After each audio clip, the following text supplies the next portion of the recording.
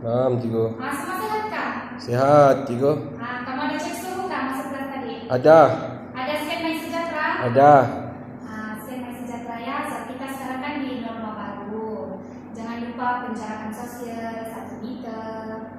Lepas itu rajin-rajin pakai hand sanitizer, bersihkan diri. Jangan ada elakkan aktiviti bersentuhan ya. Oke, Cikgu, kamu masih ada Cikgu kan nih? Lama kita cuti kan? Lupa ingat, Cikgu. Lupa ingat, oke Cikgu kasih ingatan.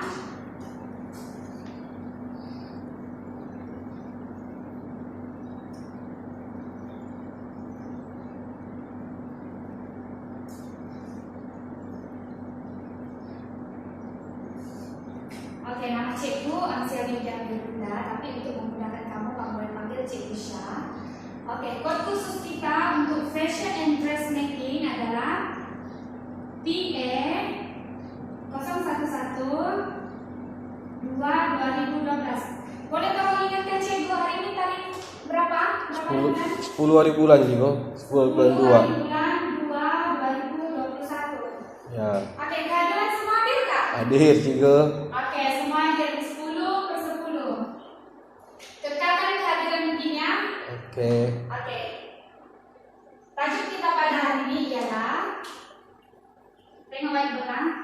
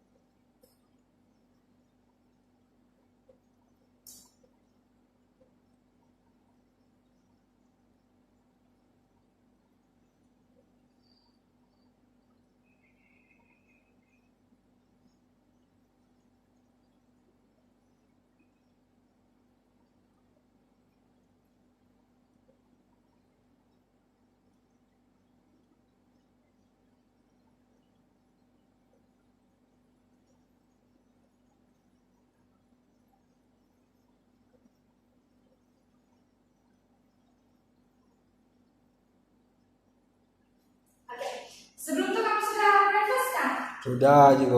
Oke, Cikgu mau kamu kemas-kemas dulu kamu punya meja, buang semua sampah supaya kita pun belajar dalam keadaan yang selesa kan?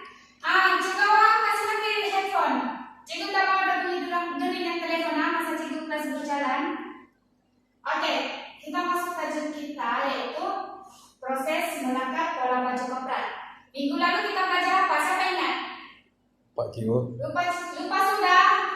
Oke, minggu lalu kan kita belajar teknik mengambil ukuran pada pelanggan. Jadi hari ini kita masuk proses melakar pola baju kopral. Oke, tujuan kita yang pertama, nyatakan jenis keperluan melakar pola baju kopral.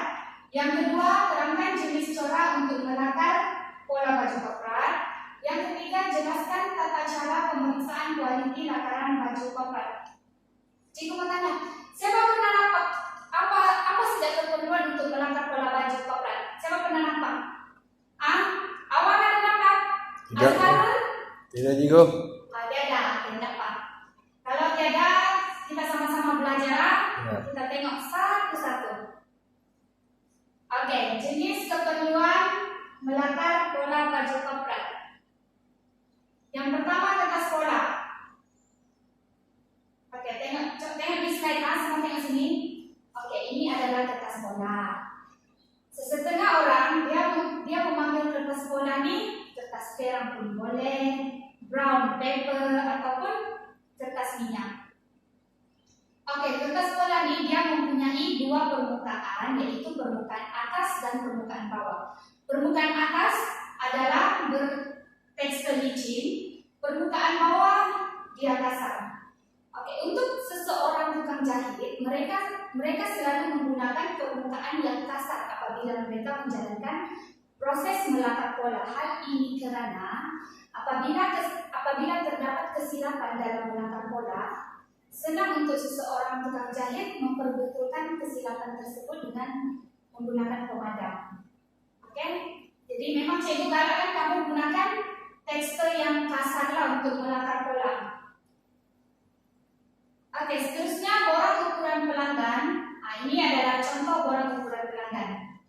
Oke, cikgu galakkan kamu sediakan satu buku untuk mencatat ukuran pelanggan. Oke, biasanya yang terkandung dalam borang ukuran pelanggan ada 7 elemen kalau untuk baju coklat. Cikgu tulis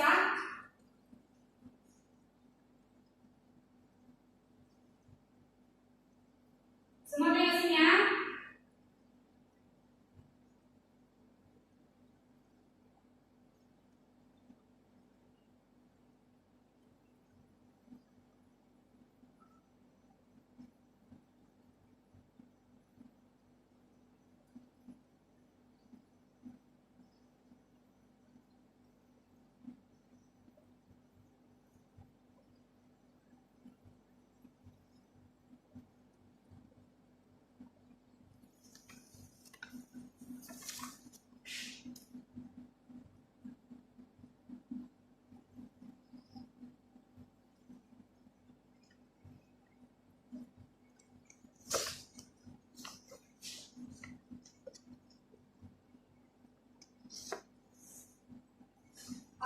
Ini adalah 7 kandungan yang selalunya terdapat di dalam borang ukuran pelanggan. Yang pertama adalah baju, yang kedua adalah bahu, ketiga keliling leher, keempat keliling dada, kelima keliling pinggang, keenam keliling punggung, ketujuh labu tangan. Oke, ini khas untuk baju coklat lah, bergantung dengan fashion yang dikehendaki oleh pelanggan. Cikgu katakan kamu guna satu buku sebab untuk memudahkan kamu menyemak kembali ukuran pelanggan jika berlakunya kesilapan. Nah, sebab takkan kalau kamu guna lain-lain kertas untuk menyukat badan pelanggan kan, jadi sebaiknya gunalah satu buku. Itu adalah untuk memudahkan proses kerja kamu juga. Oke, seterusnya kita ukur. Oke, seperti yang kamu lihat ini adalah contoh kita ukur. Kegunaannya adalah untuk menyukat badan pelanggan, dan apabila sudah melakukan sukatan tersebut kita akan masukkan ke borang ukuran pelanggan. Oke, kita ukur ini yang mempunyai berbagai jenis warna di pasaran. Kamu boleh pilih mengikut kehendak kamu, sama ada kamu mau warna pink, kuning ataupun hijau. Oke, kita ukur nih bagian sebelah atas dia menggunakan ukuran inci. Dan bagian sebelah bawah dia menggunakan ukuran cm. Oke, untuk tukang jahit dia selalu menggunakan ukuran inci. Hal ini karena kalau inci ini dia punya angka kecilkan sedikit. Sebab kalau cm ini angkanya terlampau banyak sampai 100 lebih. Jadi memang kebiasaannya orang guna inci lah. Tapi itu pun bergantung dengan kepakaran seseorang, kebolehan seseorang tukang jahit itu. Nah, semua ikut kehendak masing-masing juga. Ulangan hadir sendiri. Tapi kalau cikgu memang menggunakan inci lah. Oke, seterusnya gunting kertas. Oke, ini contoh gunting kertas. Gunting kertas ini kita gunakan untuk menggunting pola. Cikgu tidak katakan kamu guna gunting fabric untuk gunting kertas pola ya. Sebab apa? Kalau kita guna gunting fabric untuk gunting kertas pola, kemungkinan besar gunting tersebut akan tumpul. Kalau gunting itu tumpul, fabric yang kita gunting nanti tidak cantik sudah dia punya jalan kan. Jadi kalau boleh khaskan, sediakan satu gunting untuk kertas pola, satu gunting untuk fabric. Oke, cikgu bagi tips dari lama. Untuk penjagaan gunting, elakkan gunting daripada terjatuh daripada atas meja ataupun tempat yang tinggi. Oke, hal ini karena kalau gunting tersebut jatuh, kemungkinan besar skru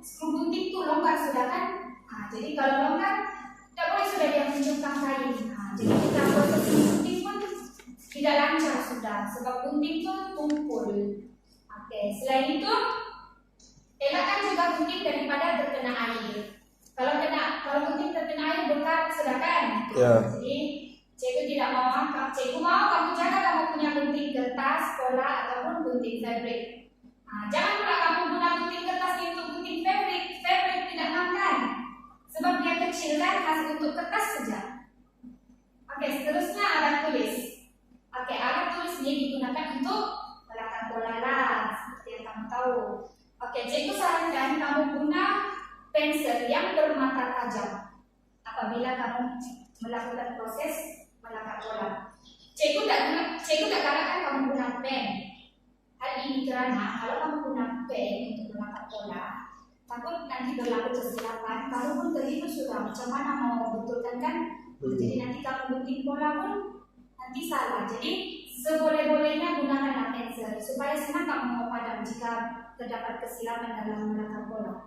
Selain itu, cikgu tak galakkan juga kamu guna marker pen. Seperti yang kamu lihat sini, marker pen dia punya mata pennya dia besar, bulat, tebal. Jadi pola tu kemungkinan besar dia tidak rapi sudah.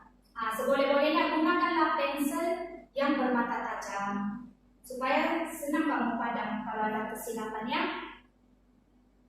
Tapi kalau kamu betul-betul yakin kamu boleh pakai pen, itu terpulang kamu. Seterusnya pembaris. Oke, ini contoh pembaris tukang jahit. Kamu nampak jangan ada berapa jenis pembaris tukang jahit. Oke, kegunaannya pun mempunyai kegunaan yang tersendiri. Oke, kalau macam pembaris lurus, kegunaannya adalah untuk menggaris labu baju. Yang luruslah labu baju. Kalau pembaris pembentuk, kegunaannya adalah untuk menggaris bahagian pinggang dan juga bahagian punggung di kertas pola. Oke, pembaris L, kegunaan pembaris L adalah untuk mengambil bahagian lubang tangan maupun garis leher. Oke, ini memang khas untuk tukang jahit lah. Ini memang pembaris tukang jahit. Ya, kamu lihat sini kamu kenal pasti nih. Dia memang berwarna ini saja, tapi pembaris tukang jahit ini ada yang plastik. Ini jenis plastik, ada lagi satu dia jenis kayu. Ada lagi satu pembaris kayu dia panjang sampai 38 inci. Itu untuk ambil labu baju lah. Oke, seterusnya roda suri. Oke, ini contoh roda suri ya.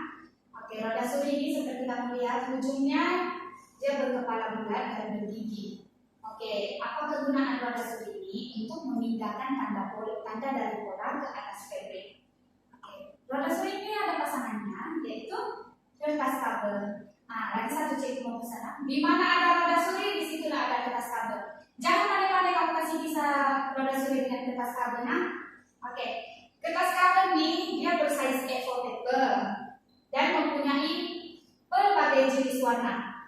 Oke, cikgu bagi kamu tips untuk menggunakan kertas kabel. Cikgu galakkan apabila kamu punya fabric berwarna hitam, cikgu galakkan kamu guna kertas kabel warna kuning ataupun warna putih. Jangan kamu gunakan warna kertas kabel sama warna dengan kamu punya fabric. Kenapa? Sebab kalau fabric dengan kamu punya kertas kabel sama warna, kamu pun tidak tahu sudah mana satu yang mau digunting. Tidak nampak sudah kan sebab sama warna. Jadi cikgu memang tidak galakkan kamu menggunakan warna yang sama ya.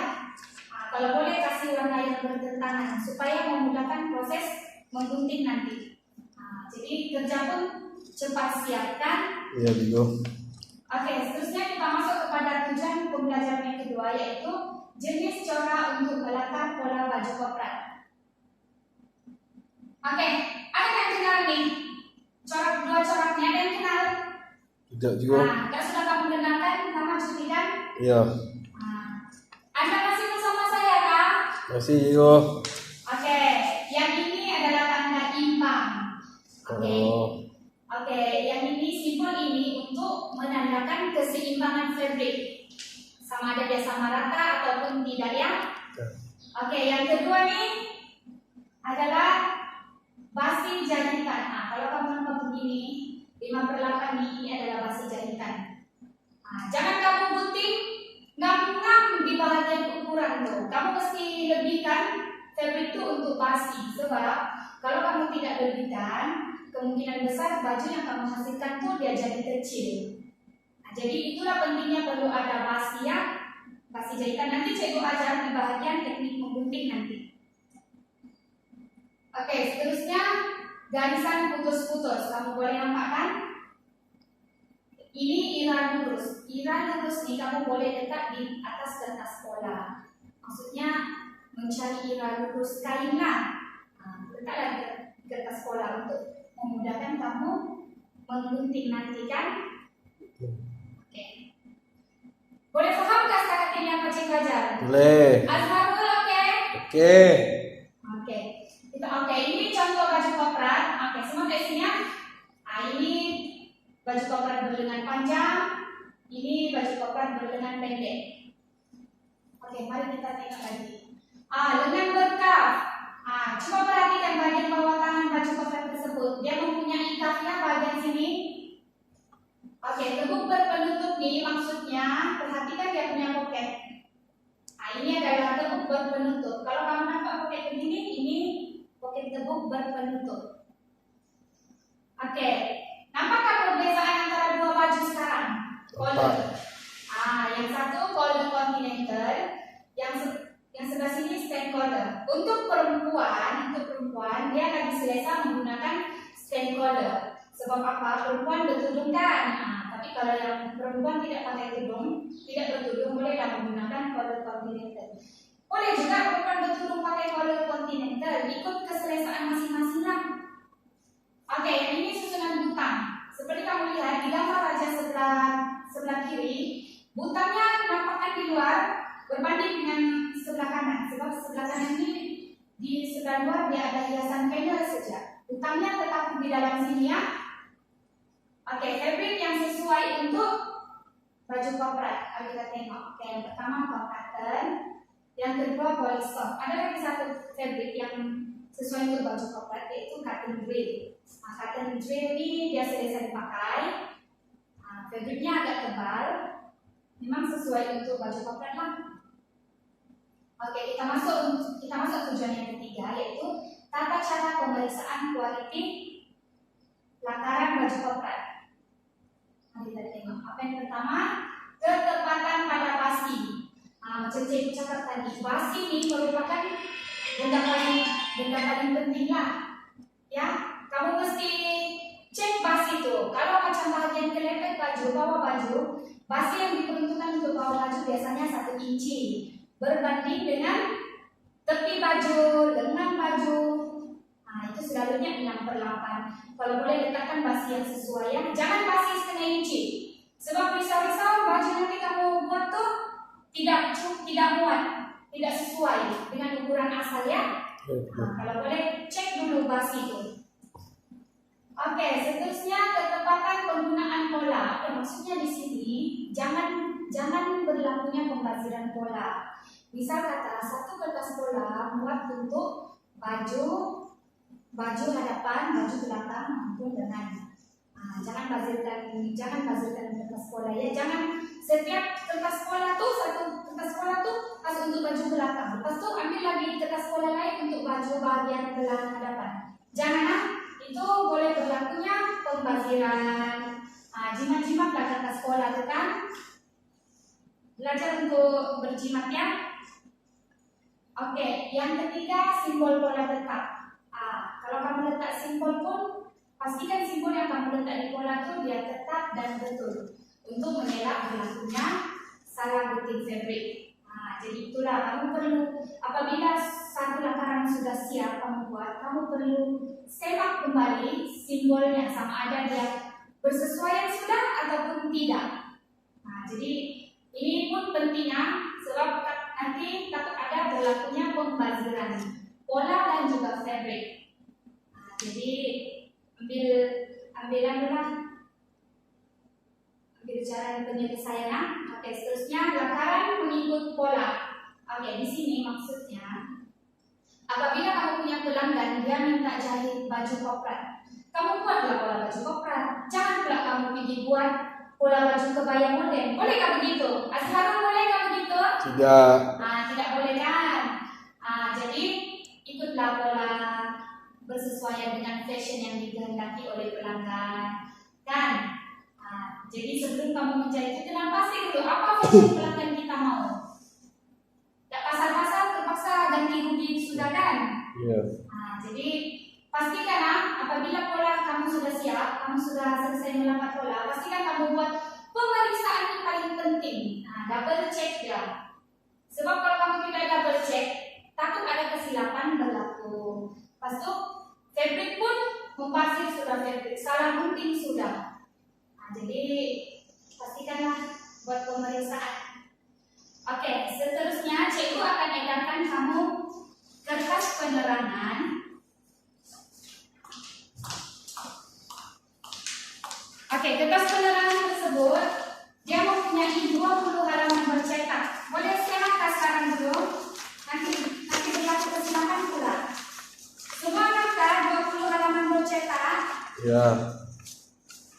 Oke, boleh paham juga kertas penerangan yang cikgu bagi? Boleh juga.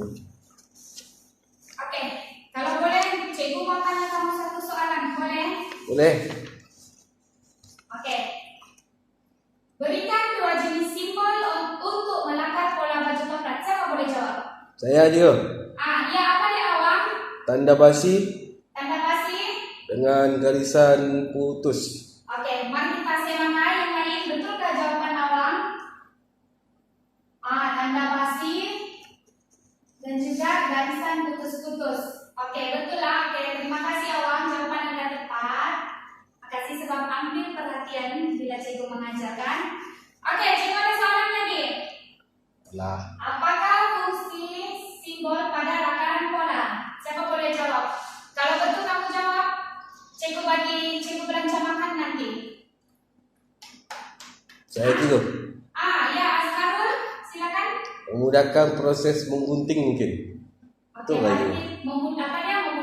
Memudahkan proses menggunting. Oke, kawan-kawan lain kita simak jawaban Azharul betul ataupun tidak. Oke, betul. Terima kasih jawaban yang tepat. Memudahkan proses menggunting. Oke, betul lah. Oke, cikgu ada soalan lagi. Ini soalan kelas. Terangkan tata cara pemeriksaan quality pola. Ya, ada boleh jawab? Gordon? Boleh. Boleh. Apa jawabannya? Memastikan lakaran pola sama dengan baju yang sesuai dijahit. Betul kan tuh kawan-kawan? Azharul merasa betul kan tuh? Betul. Jawaban Gordon tuh. Betul. Oke, mari kita simak. Betul lah. Pastikan ukuran lakaran pola sama dengan baju yang telah siap dijahit. Oke, betul lah di situ. Maksudnya, memang kamu ambil perhatianlah apa yang cikgu ajarkan. Ya juga. Oke. Sekarang cikgu pula mau tanya kamu ada apa soalan tentang proses melakar pola baju coklat? Ada juga. Ya, apa dia? Selain kertas pola kan, kertas majung, apa bahan yang boleh digunakan untuk melakukan melakar pola? Selain daripada kertas pola ataupun kertas majong, Ya. bahan yang digunakan Untuk melakar pola apa juga? kamu boleh gunakan ini, A4 paper. Tapi cikgu tidak galakkan kamu gunakan A4 paper. Sebab apa? Kamu sendiri nampak A4 paper ini dia kecilkan. Jadi kalau kamu gunakan A4 paper untuk melakar pola, kamu perlu sampulkan beberapa keping A4 paper menggunakan selotip sampai dia sama besar dengan kertas majong lah ataupun brown paper. Jadi cikgu tidak galakkan ya sebab prosesnya lambat. Oke, ada apa? Cikgu saya lagi cikgu. Ya, apa dia? Azharul. Kenapa gunting kertas tidak boleh digunakan untuk menggunting kain? Padahal ada guntingnya pun. Sebab cikgu tidak galakkan untuk mengelakkan daripada gunting tersebut daripada tumpul. Cikgu lagi sarankan kamu sediakan satu gunting khas untuk gunting kertas pola, lagi satu gunting khas untuk gunting fabric. Jangan kamu gunakan satu gunting untuk fabric dan juga pola. Oke, sebelum itu cikgu mau edarkan kamu kertas tugas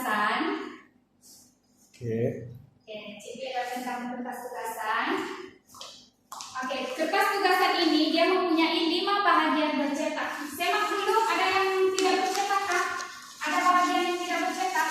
Jadi gue semak wah. Ya, semak dulu, adakah? Sama-sama semak kah? Ibu bagi kami masa untuk semak kertas tugasan tersebut. Oke, Cikgu. Semua oke? Semua oke. Oke.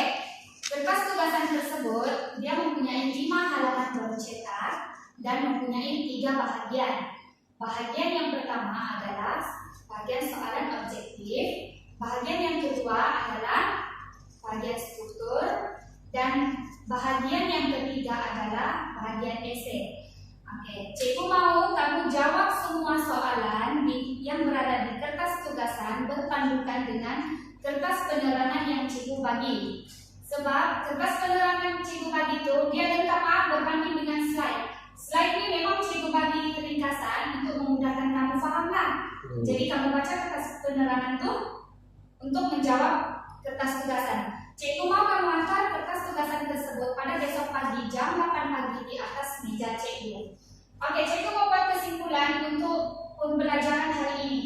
Tercapai kan kita punya tujuan pembelajaran? Kenal sudah tak jenis keperluan melakar pola? Kenal sudah, Cikgu. Oke, corak pun kamu kenal sudah, tahu sudah kan apa simbol yang digunakan di dalam pola? Ya. Lepas itu tahu sudah tata cara untuk pemeriksaan kualiti lakaran kan? Betul. Oke, cikgu mau kamu buat nih 3 tujuannya apabila kamu melakar pola. Lagi satu, cikgu mau ingatkan kamu untuk minggu depan kita akan masuk tajuk baru, yaitu siapa boleh tahu? Siapa boleh teka? Adakah? Tiada? Nggak tahu, Cikgu. Oke, minggu depan kita masuk teknik menggunting kain. Kita sudah makan pola kan, jadi minggu depan kita buat teknik menggunting kain. Oke. Sebelum itu, cikgu mau ingatkan, cikgu pesan awal-awal dengan kamu. Sebelum kita mulai untuk tajuk baru, cikgu mau kamu sediakan peralatan untuk menggunting kain seperti gunting. Oke. Teknik cikgu mau kamu sediakan di minggu depan. Gunting, pembaris, kapur tukang jahit.